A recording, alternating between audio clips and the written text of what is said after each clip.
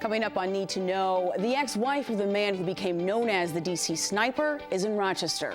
She's sharing a story that's more common than you may realize, the indiscriminate act of domestic violence and what you need to know about it. That's next. Also on the show, imagine a prescription for video games. We'll learn how electronic gaming can help those dealing with pain find some relief. And are you smarter than a first grader? Probably not when it comes to your knowledge of one particular reptile. Meet the young experts who have been preparing to school Rochester just in time for World Turtle Day. Need to Know starts right now.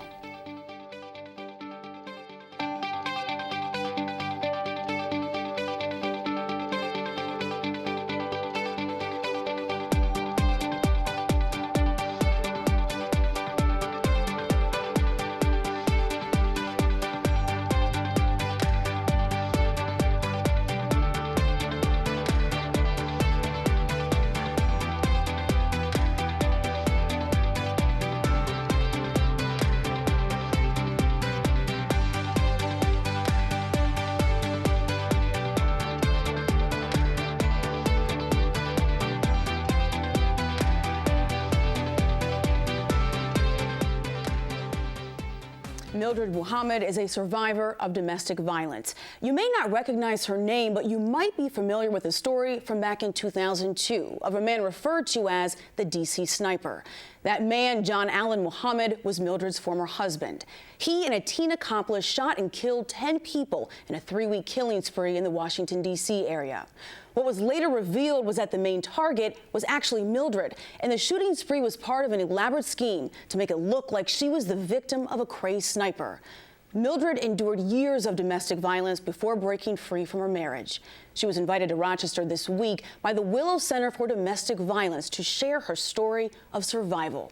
Here's my interview with author and advocate Mildred Muhammad and president and CEO of the Willow Domestic Violence Center, Jamie Saunders. Mildred, many people watching right now remember, if vaguely, the story of the man who would become known as the DC Sniper. What they don't know are the stories of the lives that were lost in that tragedy in 2002. And they also don't know, many likely don't know, the full story of the person who was to be the main target, and that was you.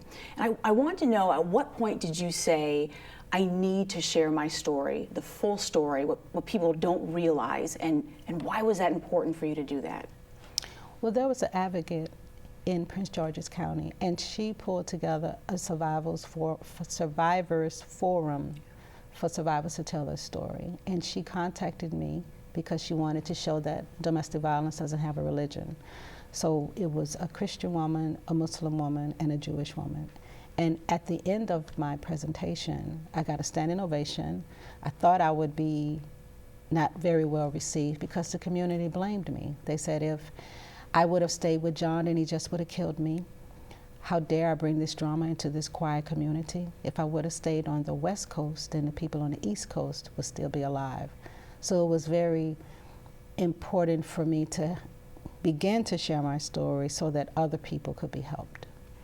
You were married for 12 years right. to John Muhammad, the convicted and now executed DC Sniper. I read an interview and you said this: for years you knew that your ex-husband wanted to kill you, but no one would listen. Mm-hmm. And I think for some it's mind-boggling to think that you would take that risk and open yourself up and share what you were going through with someone, and they wouldn't believe you. Why did they not? Because John was charismatic. He was very well liked. No one wanted to believe that that was another side of him, and they didn't know me very well. So he also told them that I was very emotional, not to believe anything that she says. So he poisoned the well where I could not get help. He even said that if you tell anybody, I'm gonna fix it to where no one will believe what you're saying anyway. And that's exactly what he did. So in your memoir, and we have that here right now, Scared Silent, when the one you love becomes the one you fear, you talk about how you experienced emotional and mental and financial abuse. Mm-hmm.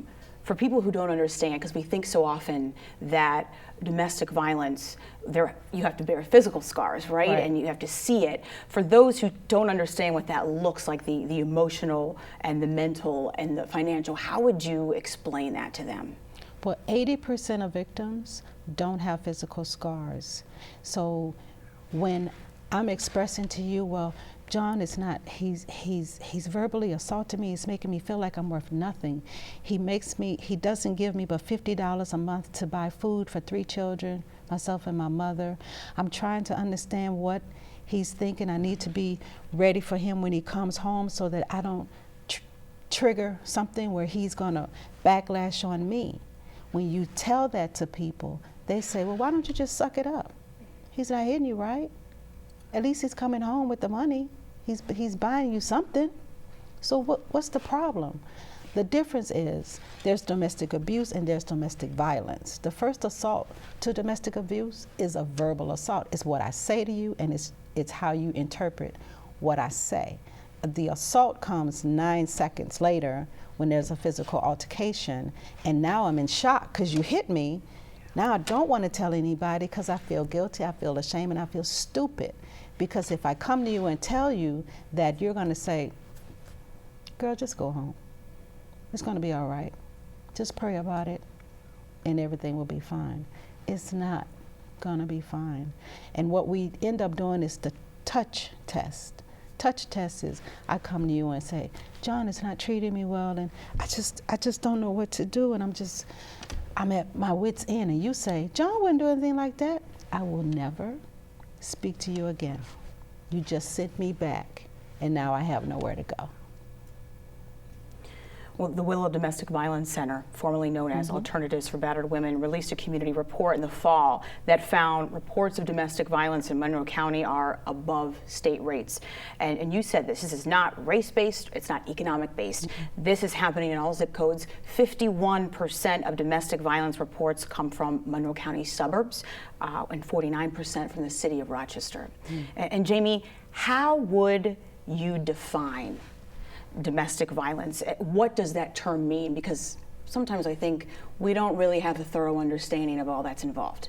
That's exactly right. Well, I just must say that we are so inspired by stories like Mildred, and for Mildred to come forward, that brings the sensationalism you can't even imagine with the DC sniper and how many lives were impacted. But it does not have to be physical abuse, which I think is such a critical message to get forward. Everyone deserves the right to a safe and healthy relationship. That's the point. And anything less than that is unacceptable. So domestic abuse is power and control of one person over another. And it can be physical, it can be verbal, it can be spiritual, it can be financial, it can be sexual abuse. It's a whole range. But the core of it is a power and control of one person over another. And we see that from our young people. We have seen an increase since our name change of those that are reaching out to us from 11 to 15 years old. Our young people who are dating, who learn from the TV, they learn from the media, they learn from social media as well, that the drama is supposed to be how we show love. I have a little daughter, and she came home and said that a little boy had hit her on the playground, and she was told because he likes her. We have to stop it right there. That is not what we need to teach our young people. We need to emphasize that healthy relationships is a right, and anything less is not acceptable. And because Mildred bore no physical scars or bruises, people just didn't believe that you were a victim. And I would have to imagine that there are several other myths that must be debunked when it comes to this. What are some of those myths?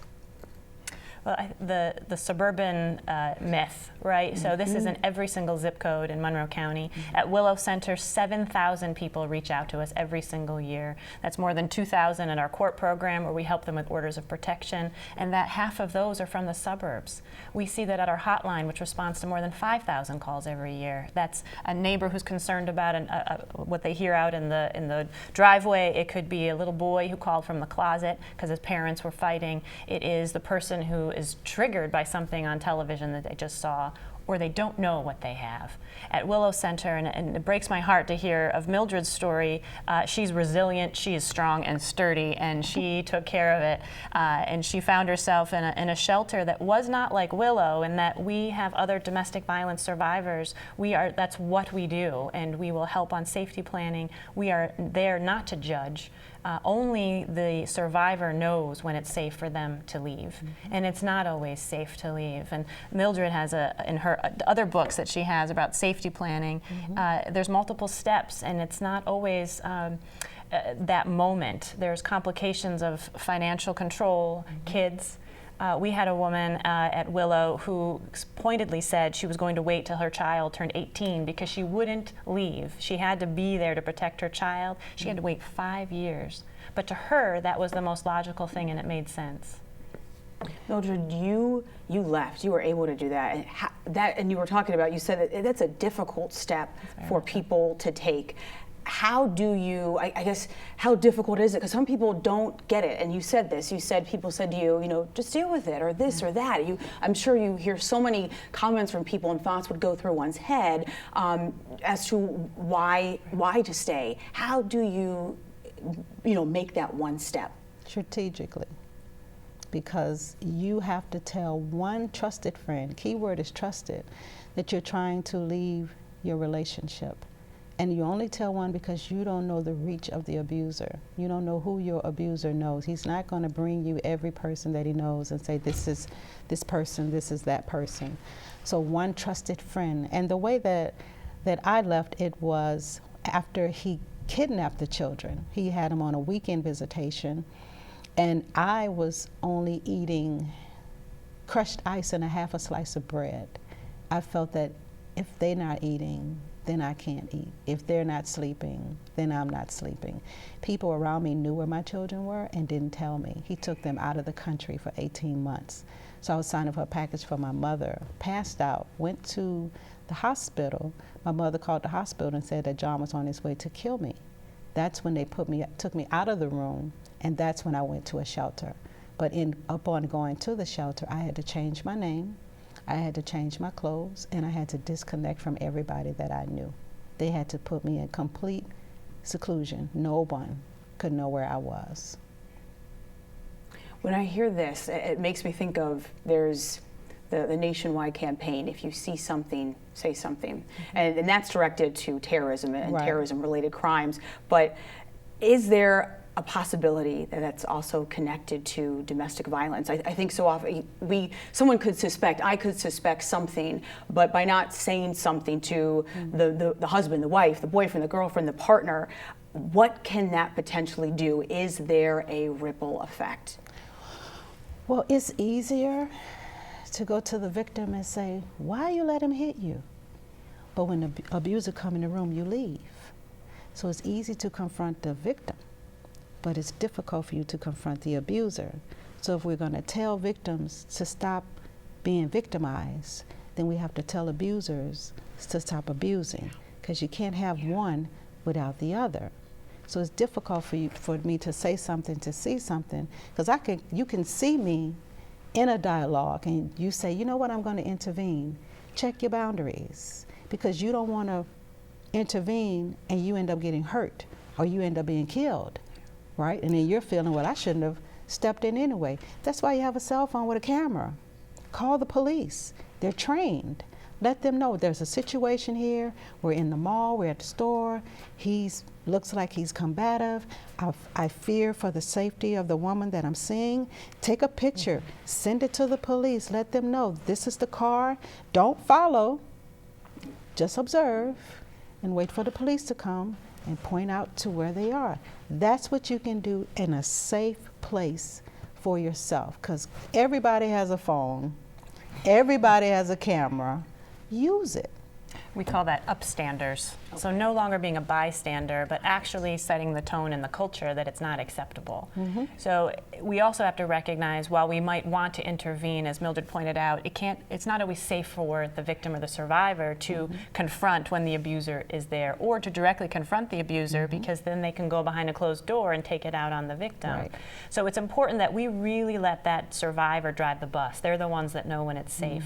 The front lines, yes, Willow Center, our team, I'm just so proud of what our team makes happen every single day. But the frontline staff are really the friends, the neighbors, the coworkers. And it's for us to say, when that survivor is alone, I'm here for you, I'm worried about you, you can trust me, and just so that they know they have a place to go. Imagine feeling so isolated, so alone. It makes it all that more difficult. So as we as a community come to support survivors, they will take that step when it's ready and at the right time for them. Why do abusers abuse? I mean, it's a question that I think a lot of people just can't quite understand. Right. What drives someone to do something like that? I'll tell you science, and then you can tell what you see. Okay. We know that domestic violence, dating and domestic violence is learned. We know it's learned, and therefore we know it goes from one generation to the next. So if you grow up in a house of domestic violence, it increases your chance, your likelihood to either be a victim or a perpetrator.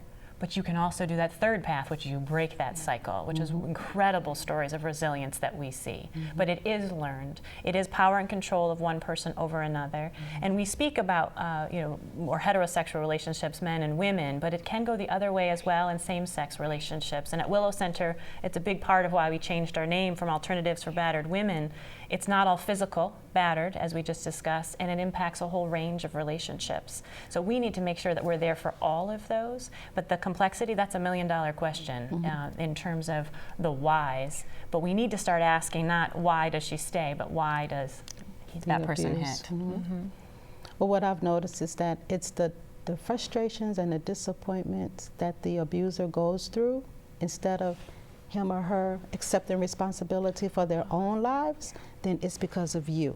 Right. If you wouldn't have done this, if you wouldn't have done that, if you would have had the food cooked on time, if you would have had the children cleaned and ready, if you would have had my beer ready, if you. So they take no responsibility for their actions, and they actually feel that they're justified in how they articulate or respond to you. So and some of them are envious that she has more education than I do. Now you're having affairs, all made up in the mind, but just another reason to control and to make sure that she doesn't go anywhere. And, I love you and I'll love you to death. Okay, that's a flag, because I don't want anybody to love me to death. I need to leave, and I need to be strategic. Vice President Joe Biden has called domestic violence a public health epidemic. Yes. Why do you think he calls it that? It's about time. 1 in 3 women and 1 in 4 men will be a victim of domestic violence in his or her lifetime. And yet we know the length, the level, the severity, the stalking, the homicides disproportionately impact women. But we have something happening when the majority of us, or that you can tell, that you look at a room and 1 in 3, 1 in 4, we all know someone. They may not share it with you, but we all know someone who's been impacted by domestic violence. It is so critical that we talk about it, and having the Vice President, having the Center for Disease Control declare it a public health epidemic is a good thing, because the more that we shine the light on it, it is the more that we can expose it, and the more that we have an opportunity to end it. That's the critical step for us throughout this process. And while we talk about domestic violence and abuse doesn't have to be physical, the mere threat, the verbal threats, actually change the body. It does have a physical impact. So there's been studies on that. In our shelter at Willow, our children had incredible amounts of PTSD when they were diagnosed. The trauma that they've seen and that they've witnessed. So what keeps me up at night is, how do I break that cycle? How do these children in their future, while mom is healing, parent is healing, that these children are also being impacted? And that was not talked about before. So we have this opportunity as a community to make sure that we're there to surround and support the survivors. At Willow, we serve, as I mentioned, 7,000 a year through all the various programming. And last year we had 1,600 who called us, and we were full in our shelter. The demand right here in Monroe County is high, and we need to be there to expand our services so that we're able to support every single survivor who steps forward when they do. Also, it's a public health issue because it has gone into the workplace. Domestic violence affects health care. Women are not showing up for work. Productivity is down. Right. Workplace violence, the abuser comes to the office. He not only kills the victim, but he kills other people as well. Right. So it's an epidemic. We all know someone who is or was a victim of domestic violence, and we don't always know what to do to help them. So we just stand back and we don't want to get involved because we don't want to get hurt. That's public. We don't know what to do about that. That's right. Just in Kansas, 2 weeks ago, the shooting in the workplace, and the story was covered in the amount of that he had walked in and had opened fire. It was the day that he was served an order of protection from his girlfriend. So we have to also be aware as we read the stories, and it's so wonderful on this station, you really delve deep to look beyond the headlines, which is really important so we can know the more complete story. Mildred and Jamie, thank you so much for your time. I appreciate it. Thank you for having us. If you're a victim of domestic violence or know someone who is, call the Willow Domestic Violence Center at 585-222-SAFE. You might have heard the old expression, take 2 aspirin and call me in the morning. But what if your doctor said, play 2 video games and give me a call? Sasha Ann Simons with WXXI's Innovation Trail reports on whether this fun activity has the power to relieve pain. Helen, playing video games, especially violent ones, appears to increase the level of pain tolerance in some people. That's the fascinating result following a study from researchers at the American Pain Society. iPads and other devices are showing up in more and more hospital rooms and cancer treatment centers. So how does it all work? I explain in this report. The addicting effect of video games is one an avid gamer can certainly describe. Once the controller hits the tips of their fingers, they are transported into a world of challenge and excitement. Oh, got him. Got him. The pastime is often criticized and accused of contributing to inactivity, and sometimes for having a violent influence. But studies have shown that gaming can do more good than you would expect. According to the American Pain Society, researchers say virtual reality is proving to be effective in reducing anxiety and acute pain caused by painful medical procedures and could be useful for treating chronic pain. Betsy Tuig Barrett is the president of Cancer Wellness Connections.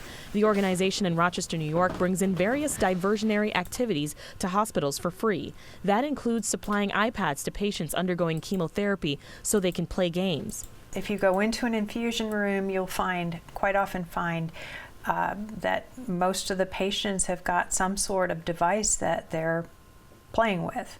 The study shows that when immersed in the virtual world of gaming, those who are undergoing serious procedures report significantly less stress. If you're sitting in a chair, strapped into a chair for 4 or 5 hours, to find yourself transported to a different realm for those 5 hours can be greatly beneficial. Tuig Barrett was diagnosed with stage 2 breast cancer last summer. I just hit a major birthday milestone and decided I would be an adult and go out and do all of my screenings and such. And lo and behold, I got the diagnosis. She finished treatment in the winter. Tuig Barrett had been involved with Cancer Wellness Connections for 4 years because she had a passion to help the cause. Little did she know she too could soon benefit from the services provided by her own program. Chronic asthma has profoundly affected the life of 55-year-old patient David Eichel, who returns to the hospital every 4 weeks for 2 to 3 injections that help to reduce the number of asthma attacks he suffers. I'm a very bad asthmatic. My lungs are a ruin. The former computer programmer hasn't been able to maintain a full-time job in his field for nearly 2 decades due to an assortment of illnesses. I have GERD. I have birth defects of my feet and ankles. Yay, what fun. High blood pressure, diabetes. There's a big long list. I literally take over 30 medications every day. Oh, look, I won. And when he's feeling down, Eichel picks himself up with a good book every night, followed by his all-time favorite video game. I've just restarted and finished playing Serious Sam, which is a hardcore shoot 'em up. But what I like is it's set in ancient Egypt. I'm also big on the card games, Solitaire, Tri-Peaks. Researchers also find that when playing 3D games, the brain busies itself using other senses like vision and touch and releases endorphins, a chemical that generally makes us feel good. You hear these wonderful sounds, beep, boop, beep, dripping sounds. Boop, boop. It's just, you can tell somebody is not in the here and now. They're in the somewhere else and probably better place. And looking ahead, Tuig Barrett says her genuine hope is that video games can not only relieve pain, but alleviate the anxiety of approaching pain as well. If you can take away the fear of going in for an infusion, not that the infusion is going to be hurtful or difficult, it's the whole process that you may not feel well afterwards. Anything you can do is helpful. For the Innovation Trail, I'm Sasha Ann Simons. Students from a Rochester charter school have become experts in a niche topic over the past few months. They've been working hard in preparation for a big gig this Saturday at the Seneca Park Zoo. I stopped by Discovery Charter School to learn more and ended up getting schooled myself, and you will too. Take a look. A red ear slider it's a turtle with a red mark from its eye to its neck. Some tortoises can weigh up to 200 pounds. They make a nest, but they don't ever come back. Tortoises shake their shells violently sometimes to scare off predators. They live in the United States. They can lay eggs 5 at a time. They like to bask on logs and rocks. It's probably safe to assume there are a few things these first grade students know that many don't, especially when it comes to turtles and tortoises. The radiated tortoise's favorite food is a cactus. Is it cactus? Oh my goodness. But if you think these 6- and 7-year-olds are just getting a lesson on memorization, think again.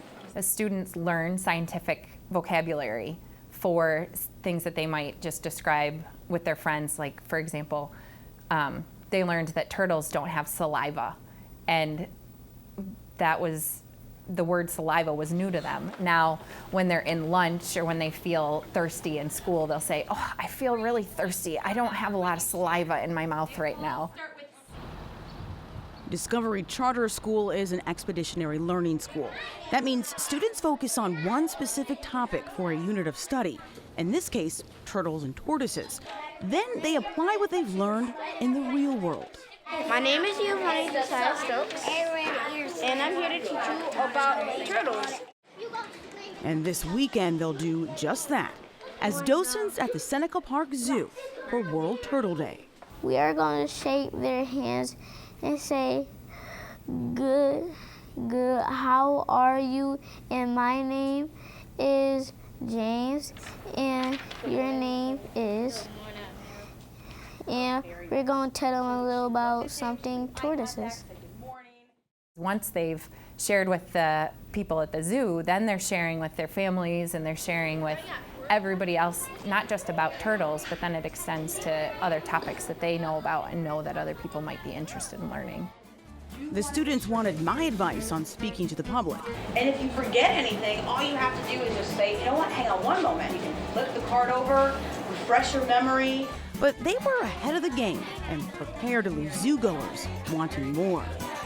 The red ear slider, so the red mark means like, because it's supposed to have a red ear, and like, if it's called a red ear slider, why doesn't it have a red ear?